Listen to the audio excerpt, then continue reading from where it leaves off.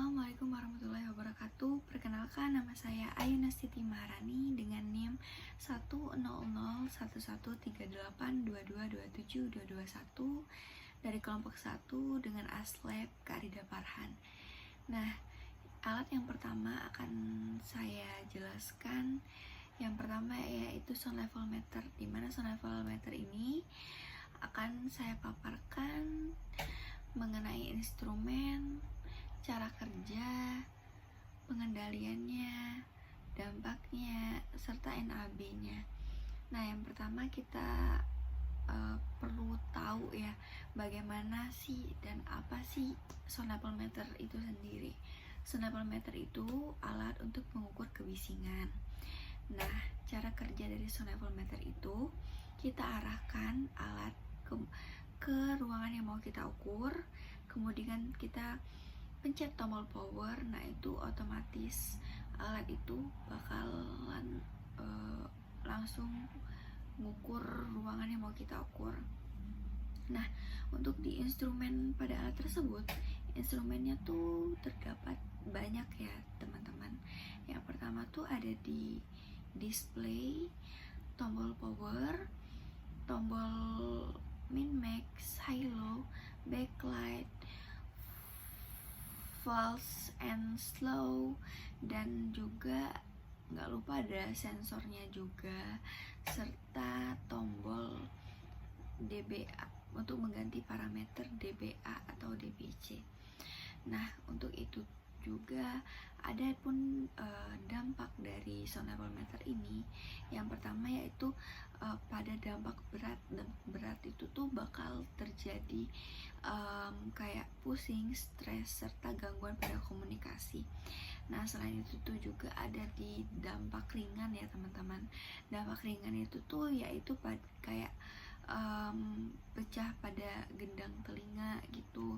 Nah, selain itu tuh juga ada pun cara pengendaliannya mengenai hierarki pengendaliannya yang ada 5: eliminasi, substitusi, rekayasa teknik, administrasi, dan APD. Nah, yang pertama eliminasi, dimana kita tuh perlu menghilangkan sumber kebisingan itu. Yang kedua ada di substitusi, kita mengganti alat yang lebih aman lagi untuk terhindar dari kebisingan tersebut. Yang selanjutnya ada di rekayasa teknik, dimana rekayasa teknik ini kita perlu memasang alat peredam suara. Terus ada pun juga di bagian administrasinya tuh kayak pemberlakuan sip kerja, memakai rambu-rambu keselamatan, rambu-rambu pencegah kebisingan, dan yang terakhir tuh ada di alat perlindungan diri, dimana kayak kita tuh pakai air pump dan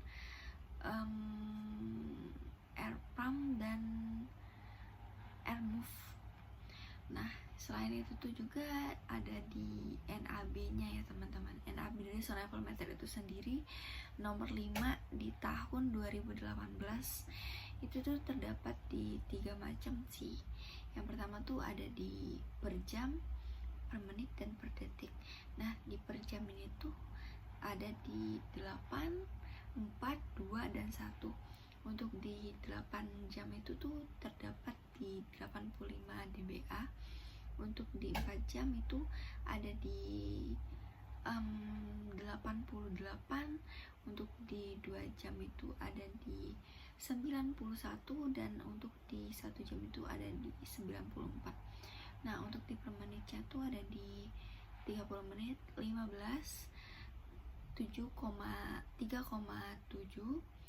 3,75, dan yang terakhir ada di 1,88.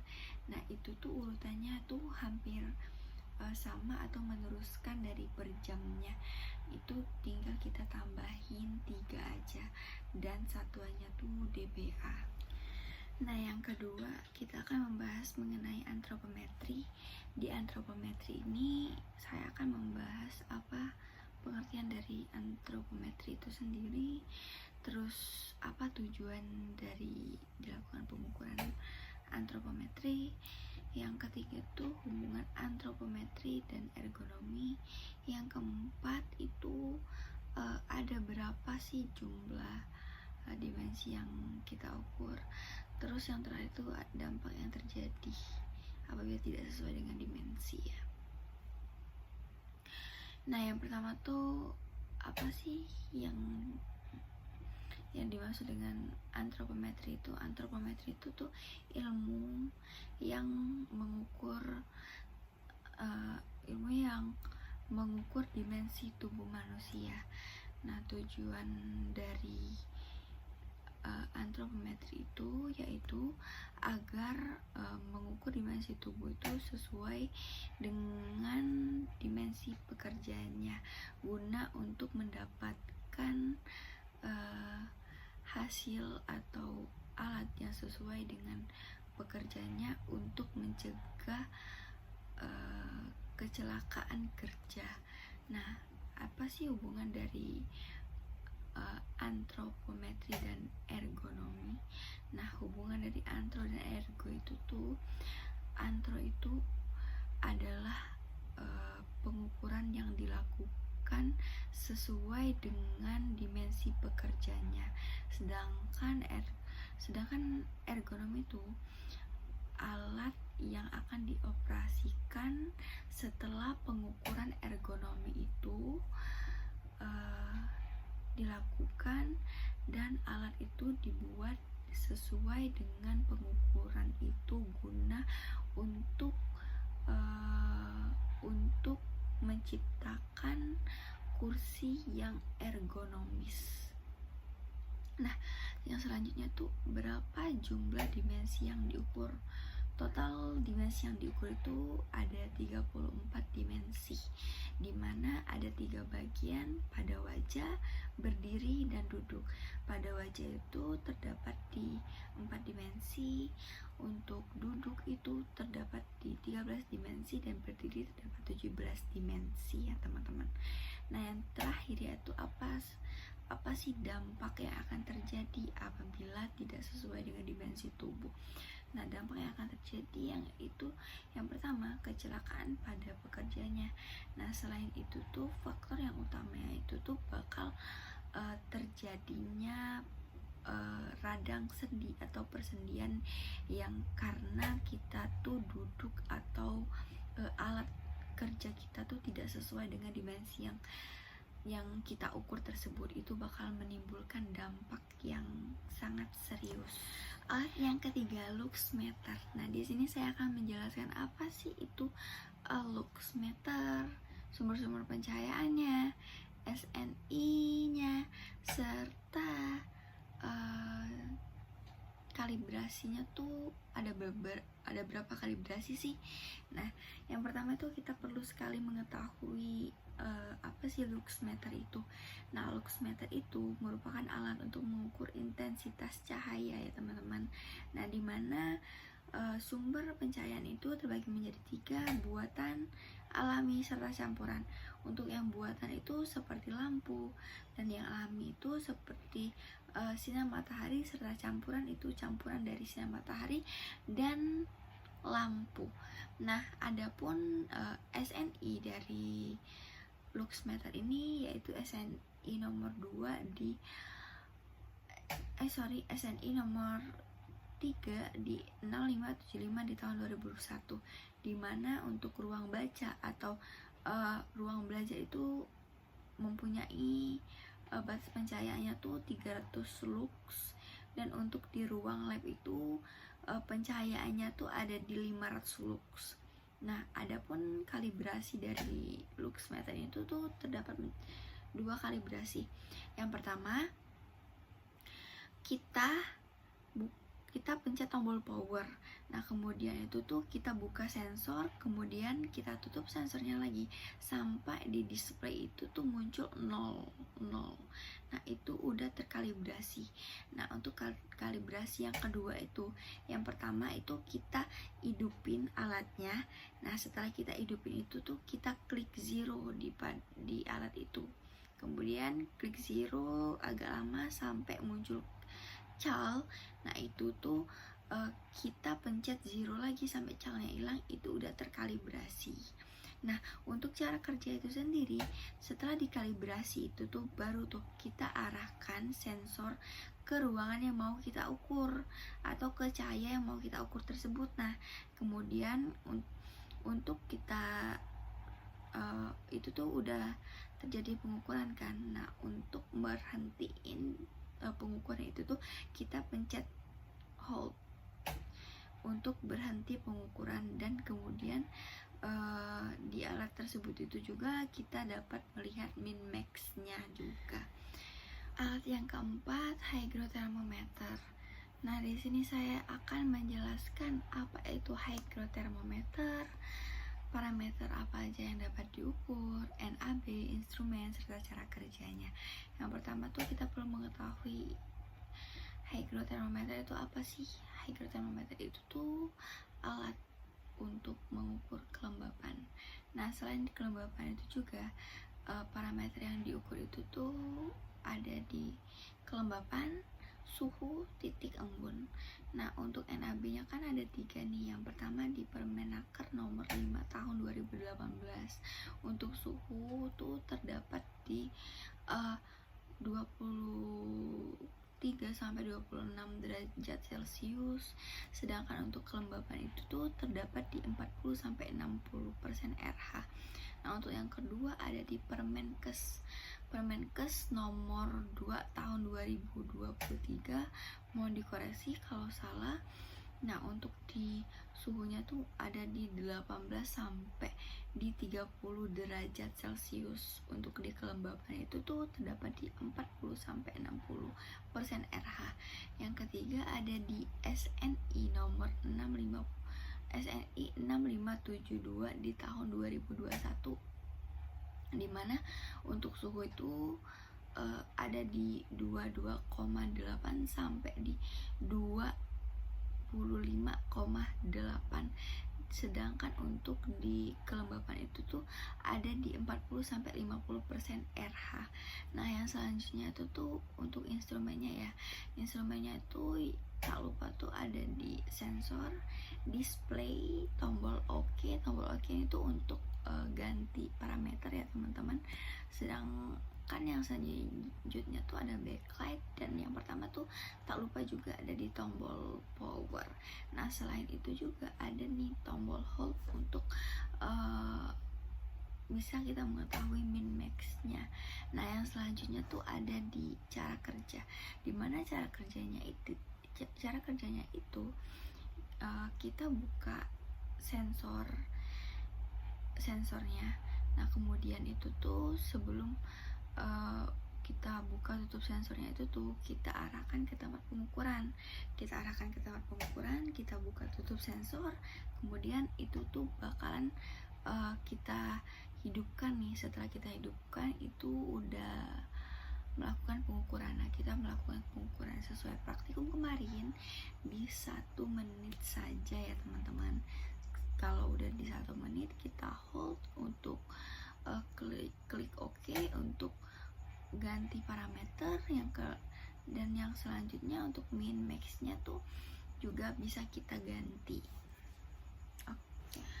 Oke, yang kelima yaitu alat fan anemometer.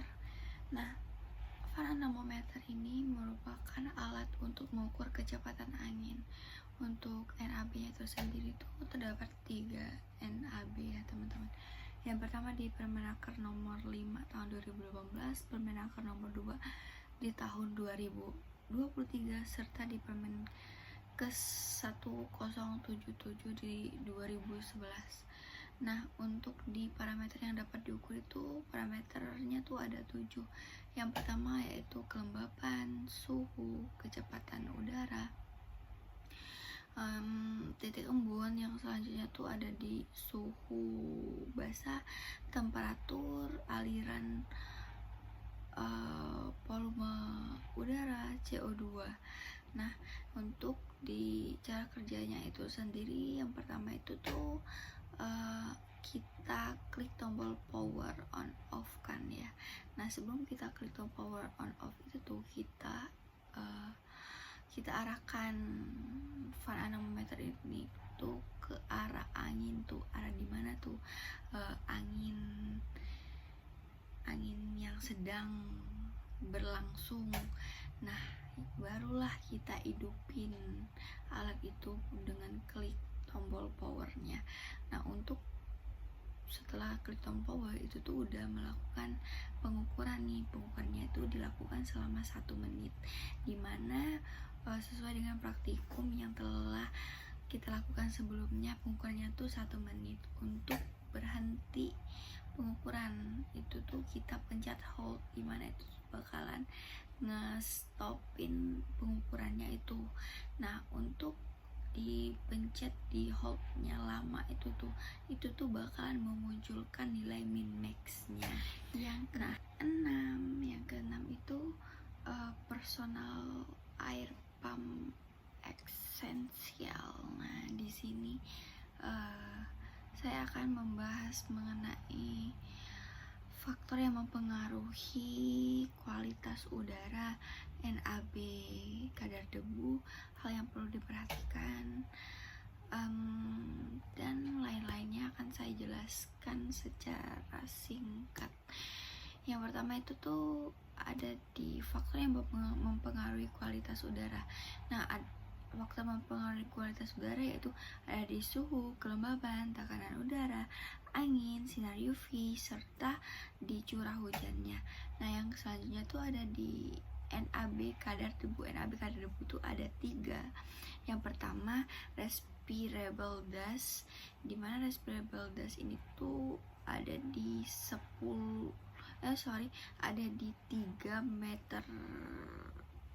mg per meter kubik.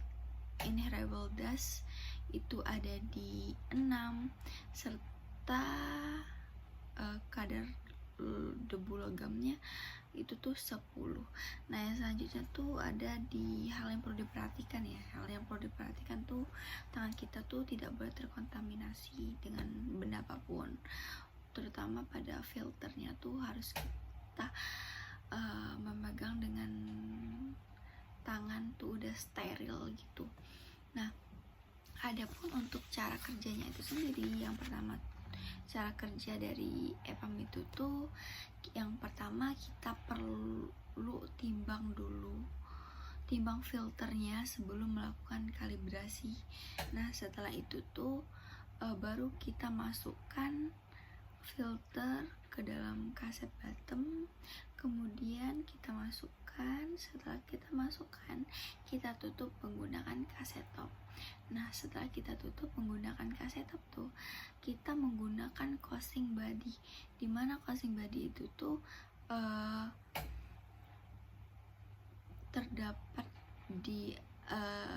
terdapat juga ring A, B, dan C. Nah, itu tuh bakalan kita sambungkan dan kita rakit alatnya, teman-teman. Nah, setelah itu tuh jangan lupa untuk tutup menggunakan cover agar filter itu tidak terkontaminasi. Nah, yang selanjutnya tuh cara kerja tuh kita letakkan housing body ke kalibrator. Nah, kemudian setelah itu tuh kita sambungkan ke pipa kalibrasinya. Sudah kita sambungkan, satunya ke flow, satunya lagi ke EPAM-nya. Nah, setelah itu tuh kita hidupin flow-nya. Kita hidupin flow, kita tunggu, kita klik tombol power. Nah, pada saat udah dihidupin, di flow itu tuh bakalan muncul, tunggu sampai muncul angka 2/sekian. Nah, kalau udah di 2/sekian itu tuh berarti udah terkalibrasi. Nah, udah kan tuh udah terkalibrasi tuh kita lepas alat pada flow meternya. Nah, kemudian tuh sudah dilepas, kita bawa alatnya dan kita berikan kepada pekerja yang mau kita ukur. Kita taruh di arah sini, kemudian kita tempel, lalu kita buka cover itu. Nah, setelah kita buka cover itu tuh bakalan melakukan pengukuran selama 1 menit pengukuran. Nah, dimana setelah melakukan pengukuran kali setelah melakukan bermenit, 1 menit itu tuh kita lepas, kemudian tuh kita timbang kembali, kita timbang filter kembali. Setelah kita timbang filter itu tuh baru kita masukkan ke dalam pengukuran itu, namanya tuh desikator. Nah itu tuh kita timbang filter yang selama 24 jam itu. Alat yang ketujuh. Nah alat yang ketujuh ini yaitu ada di UV meter ya teman-teman, dimana UV meter itu sendiri merupakan untuk mengukur sinar UV. Nah untuk mengukur sinar UV terdapat ada 3 instrumen, yaitu display, tombol sensor, dan tombol power. Nah untuk di cara kerja UV itu sendiri, yang pertama kita hidupkan, kemudian kita letakkan pada zona yang mau kita ukur. Nah kemudian setelah itu tuh kita tahan selama pengukuran.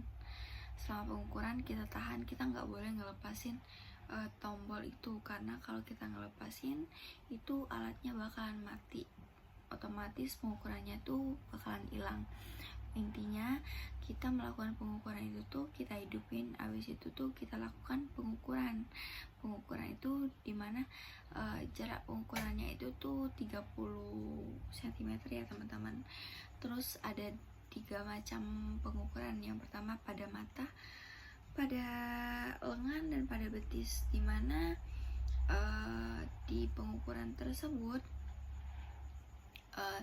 jarak pada pengukurannya tuh 30 cm, jangan lupa ya teman-teman.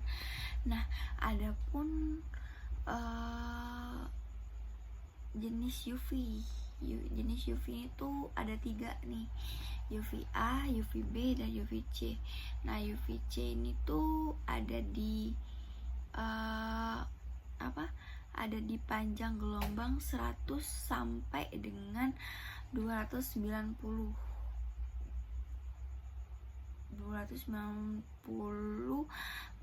nanometer, dimana untuk di UVB itu tuh 290 sampai 320 ini tuh sama satuannya tuh sama semua, yaitu nanometer. Untuk di UVA itu ada di 320 sampai dengan 400 panjang gelombangnya. Nah yang mana yang lebih berbahaya? Sebenarnya semuanya tuh berbahaya teman-teman, tapi yang lebih berbahaya itu ada di UVA. Dimana UVA kenapa menjadi yang paling berbahaya? UVA itu tuh memiliki panjang gelombang yang cukup tinggi, sehingga tuh dapat memaparkan secara cepat, dapat terkena langsung ke kulit lebih dalam gitu ya teman-teman. Nah adapun cara pengendaliannya dari UV meter ini, yang pertama tuh ada di pengendalian rekayasa teknis. Gimana kayak rekayasa teknis itu kita memakai kanopi ya. Kanopi itu seperti tenda untuk mencegah kita terpaparnya sinar UV tersebut. Nah untuk di bagian administrasi kita memberlakukan sip kerja serta rambu-rambu untuk pemberitahuan mengenai sinar UV ini. Nah yang ketiga ada di alat pelindung diri ya. Ini alat pelindung diri tuh seperti kita tuh memakai sunscreen, memakai jaket yang memiliki UV, celana panjang, topi, kacamata, serta masker untuk pencegahan terpaparnya sinar UV tersebut. Oke, next alat selanjutnya, alat yang ke-8.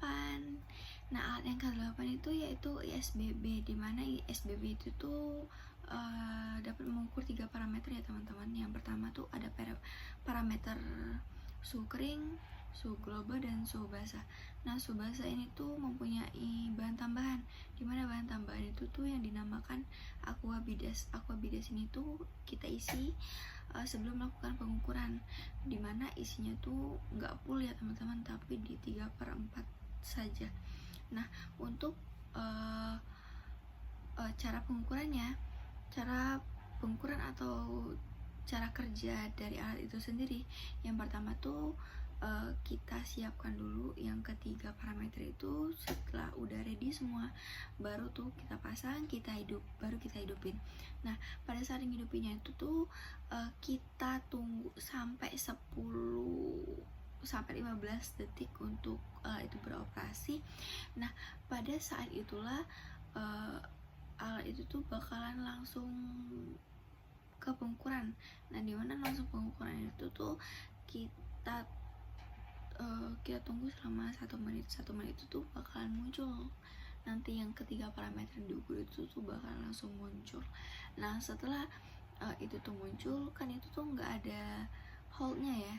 Nah, jadi itu langsung kita catat atau kita foto. Habis itu ada di tombol function-nya, dimana tombol function itu tuh bisa kita lihat min max-nya. Nah, adapun instrumen dari alat itu, sebenarnya instrumennya itu banyak. Yang pertama tuh ada di display, probe, tombol-tombol yang ada di alat tersebut. Yang pertama tuh ada di tombol power, tombol unit. Nah, yang digunakan ini tuh lebih sering hanya di tombol power, unit, dan tombol function untuk min max-nya. Nah, mungkin itu aja. Next ke alat selanjutnya, alat ke-9. Nah, alat ke-9 itu adalah alat solarimeter. Nah, alat solarimeter ini tuh sebenarnya hampir sama UV meter, tapi yang menjadi bedanya, solari ini tuh kan intensitas matahari, dimana solari ini tuh pengukurannya tuh lebih banyak diameter yang bisa diukur, seperti kayak sinar UV, sinar X, sinar gamma, dan gelombang radiasi atau gelombang radio. Mohon maaf kalau ada penyebutan yang salah. Nah, untuk NAB dari solar ini tuh kan ada dua tuh, inter sama Permenaker. Nah, untuk di inter tuh WMO di 120 watt per sentimeter kubik. Nah, sedangkan untuk di Permenakernya tuh sama di Permenaker nomor 5 tahun 2018, tetapi yang membedakannya tuh untuk di 1 menit tuh ada di 0,05, untuk di 8 jam tuh 0,0001. Untuk satuannya tuh ada di miliwatt per meter ya teman-teman. Nah, selain itu tuh instrumen dari solarimeter tuh ada di tombol power, tombol mode, ada di tombol fungsi 1, 2, 3. Yang pertama, yang kedua, dan yang ketiga. Nah, yang selanjutnya tuh untuk cara kerjanya ya teman-teman ya. Yang pertama tuh cara kerjanya, kita hidupkan, kita pencet tombol powernya. Kemudian setelah kita pencet tombol power itu tuh kita hidupkan, tuh kita klik tombol mode. Nah, setelah klik tombol mode itu kan untuk mencari atau merubah parameter kan. Nah, kita klik tombol fungsi yang ketiga itu untuk mengatur kecerahan, tombol 2 untuk mengatur kontras, nomor 1 tuh untuk cerah redupnya. Nah, udah tuh selesai. Kemudian kita melakukan pengukuran deh. Pengukuran itu tuh balik lagi ke tombol mode pengukuran, maka itu bakalan otomatis kembali nih kan teman-teman. Nah, yang kedua tuh ada di tombol mengukur biar kita kembali ke setting awal. Yang pertama tuh kita klik 1 dulu, yang kemudian kita klik 2, kita tunggu sampai bacaan ngereset. Kalau udah reset, udah yes gitu. Nah di reset itu tuh banyak pilihan ya di display, ada ingredients, efferents, sama exposure. Nah kita butuhkan kan ingredients aja kan. Nah kita klik 1 biar kita kembali ke pengukuran 1 aja gitu loh. Nah udah tuh yang selanjutnya tuh kita lakukan pengukuran tuh selama 1 menit. Habis 1 menit kita klik tombol fungsi yang ketiga itu untuk ngepost berapa hasil yang kita peroleh itu. Nah kemudian hasil yang udah kita peroleh itu tuh kita bandingkan dengan NAB. Kemudian ada di bagian bawahnya tuh terdapat juga tuh di bagian displaynya terdapat min maxnya, itu bisa kita lihat langsung. Mungkin itu aja untuk di solarimeter. Alat yang ke-10, vibration meter. Nah vibration meter itu sendiri terdapat di 2 pengukuran. Yang pertama di whole body, yang kedua ada di hand body. Nah whole body ini tuh pengukuran seluruh tubuh, dimana cara pengukurnya tuh menggunakan piring pengukuran yang telah disediakan atau sesuai dengan pengukuran. Yang kedua hand body itu mengukur getaran pada tangan aja ya teman-teman. Nah untuk NAB nya tuh, NAB pada vibration itu di NAB nomor 5 tahun 2018. Nah untuk yang selanjutnya itu tuh terdampak buruk dari vibration ya. Dampak buruk dari vibration itu tuh bakalan berdampak mengenai muskuloskeletal, itu tuh gangguan saraf serta gangguan pada sirkulasi darah. Nah untuk di cara kerjanya ya, yang pertama itu kita sambungkan dulu alat tersebut menggunakan kabel konektor kan. Udah tuh kita sambungkan probe sama alat vibrationnya. Nah setelah disambungkan itu tuh bakalan kita hidupin dan kita sambungin ke handphone menggunakan aplikasi, dimana aplikasi itu namanya Atlas. Nah dimana kita tuh mengukur menggunakan aplikasi itu dengan menyambungkan wifi handphone ke alat tersebut ya. Nah kemudian setelah alat itu tuh beroperasi atau tersambung, kita tinggal mengoperasikannya melalui handphone, dimana di handphone itu tuh kita klik 3, nanti bakal muncul kita pilih di 2 pengukuran itu, kita pilih salah satu whole body atau hand body. Nah kemudian alat itu tuh akan melakukan pengukuran. Nah setelah melakukan pengukuran udah selesai, itu tuh bakalan muncul hasil pengukurannya, lalu kita catat di hasil pengukurannya. Alat yang ke-11, reaction timer. Reaction timer ini tuh pertanyaannya yaitu ada di persen berapa 241 sampai 410 tuh tingkat bahayanya tuh apa, dimana itu tuh tingkat bahayanya tuh masih ringan ya, sesuai dengan Permenaker, sesuai dengan NAB reaction timer. NAB reaction timer itu tuh Balai Forecast, dimana pada tahun 2014. Nah untuk di faktor-faktor yang mempengaruhinya tuh ada faktor pekerjaan dan faktor non pekerjaan. Untuk faktor pekerjaan seperti kayak shift malam, pekerjaan berputar-putar atau monoton, terus beban kerja. Untuk di non pekerjaan itu tuh ada di pola tidur serta psikososial ya teman-teman. Nah untuk di 2 jenis rangsangan itu terdapat di rangsangan bunyi dan rangsangan suara. Nah, rangsangan bunyi dan rangsangan cahaya. Nah, untuk di dampaknya tuh ada 3 dampak yang berbahaya ya teman-teman, seperti menjadi ketidakfokusan, serta fatigue letih. Nah, selain itu juga tuh cara kerja alat reaction timer ya. Yang pertama tuh kita colokin dulu ke listrik. Nah, habis kita colokin ke listrik,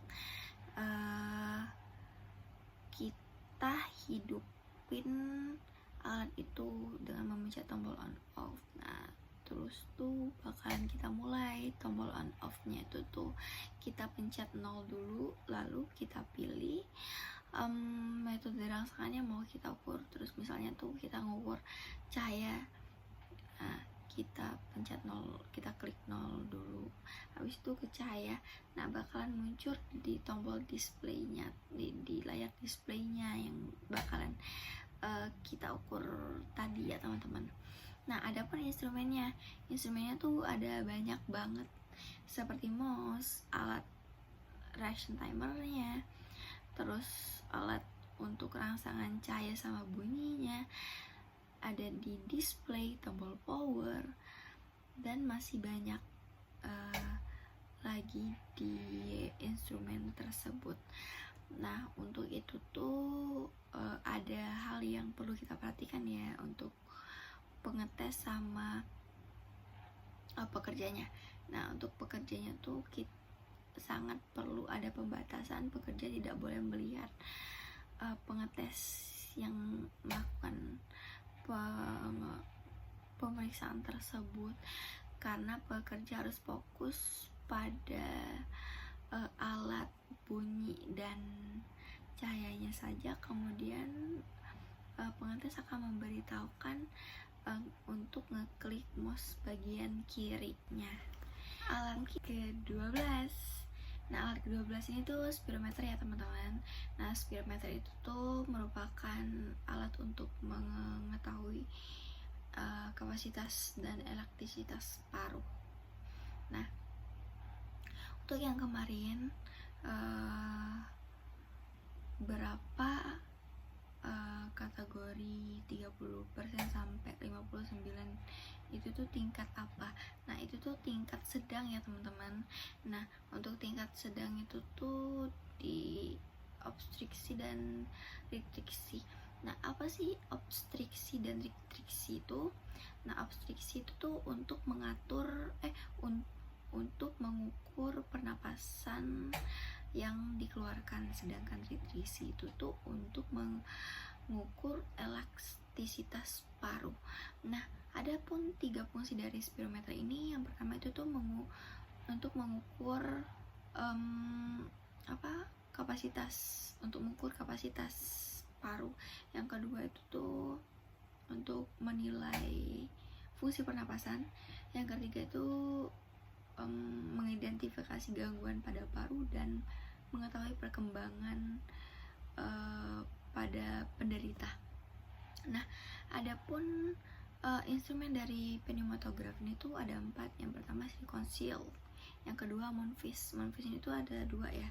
Yang pertama monfis plastik, yang kedua paper. Dimana paper ini tuh dipakai cuma 1 kali untuk 1 orang atau 1 pengukuran saja ya teman-teman.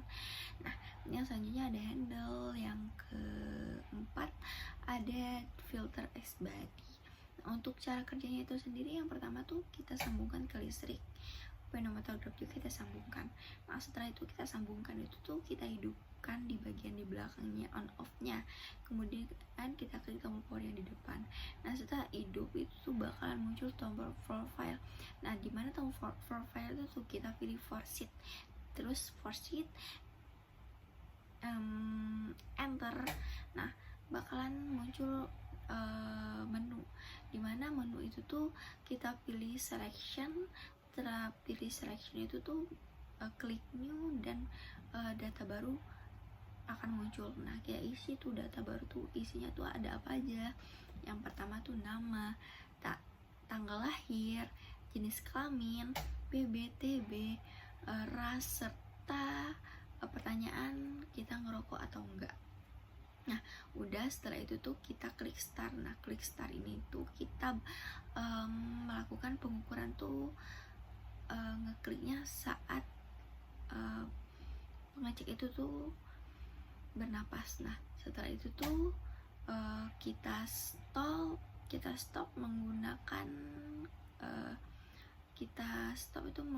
accept. Nah, kemudian pengukuran ini tuh dilakukan selama dan sebanyak 3 kali ya teman-teman, dimana 3 kali ini tuh hanya kita ambil satu, kita pilih yang terbaik. Setelah itu kita yang terbaik tuh habis itu kita print, kemudian akan muncul hasil dari pengukuran yang telah kita lakukan tadi. Alat ke-13 itu HPAS. Apa sih HPAS? HPAS itu kepanjangan dari High Volume Air Sampler. Nah, HPAS ini tuh fungsinya tuh untuk partikulat debu ya teman-teman.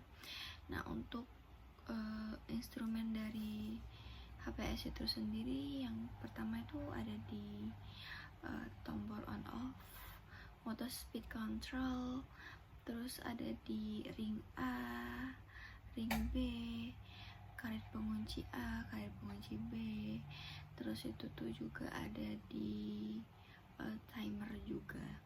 Nah, untuk di NAB-nya tuh PP nomor 22 tahun 2021.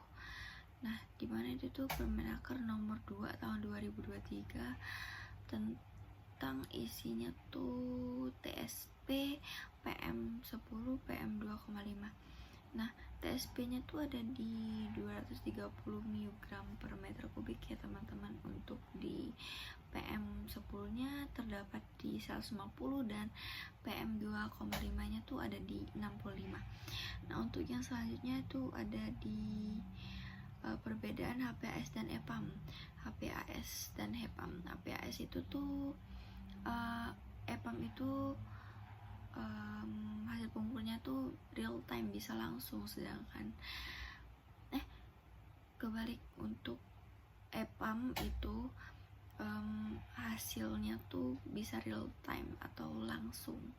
Nah, sedangkan HPAS ini tuh perlu sangat intens gitu pengukurnya tuh, beberapa waktu, kayak harus ditimbang filter gitu. Nah, sedangkan untuk EPAM itu sendiri tuh banyak banget parameter untuk yang diukur. Yang pertama tuh bisa TSP, PM10, PM2,5. Nah, sedangkan yang HPAS portable ini tuh hanya bisa mengukur TSP saja. Kalau di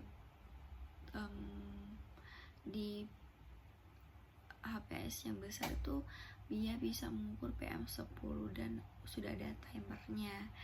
Nah, oke. Untuk yang selanjutnya, hal apa yang perlu diperhatikan? Nah, hal yang perlu diperhatikan saat pengukuran tuh jangan ada pepohonan yang menghalangin, terus tuh tidak boleh ada dinding atau barang yang menghalangin lah, yang mana itu tuh kayak minimal 2 meter ya. Terus arah angin, kondisi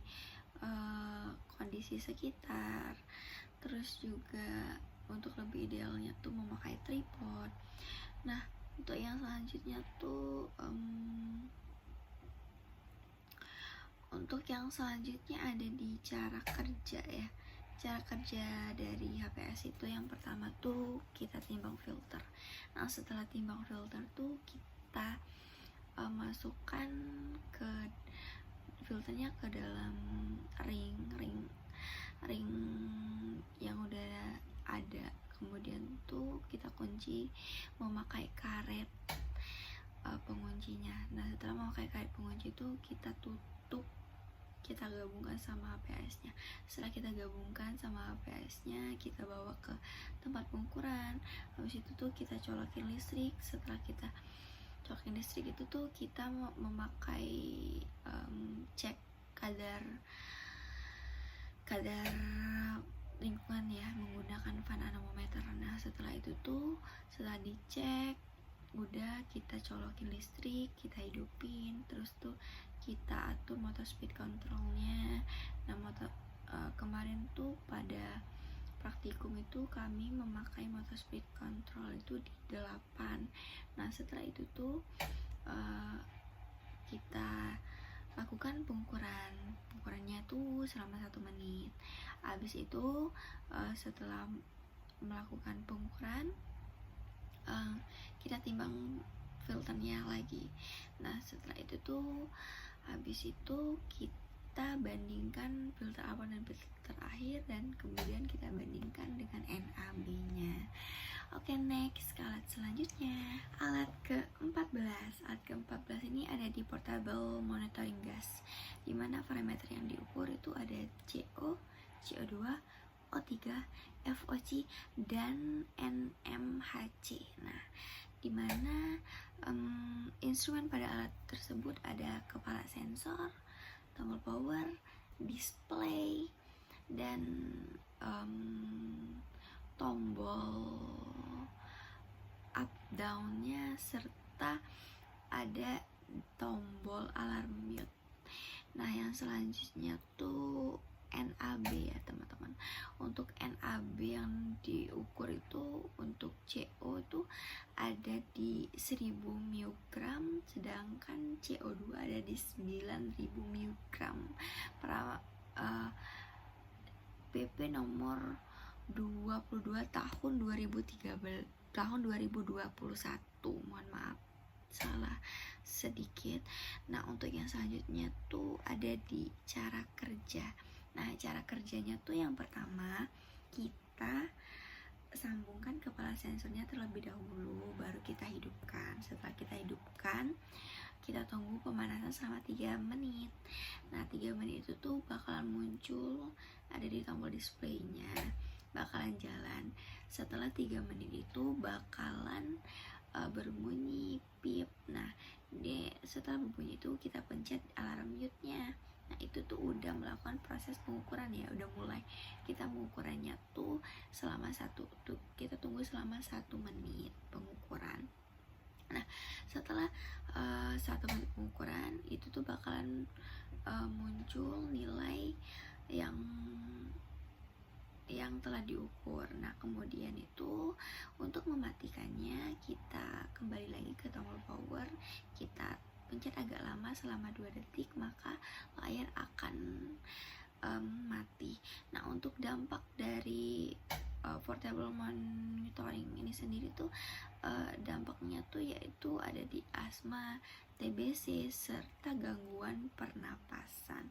Nah mungkin sekian pemaparan dari saya 14 alat praktikum ini. Mohon maaf bila ada kata-kata atau ucapan yang salah. Kepada Allah saya mohon ampun. Terima kasih. Saya akhiri. Wassalamualaikum warahmatullahi wabarakatuh.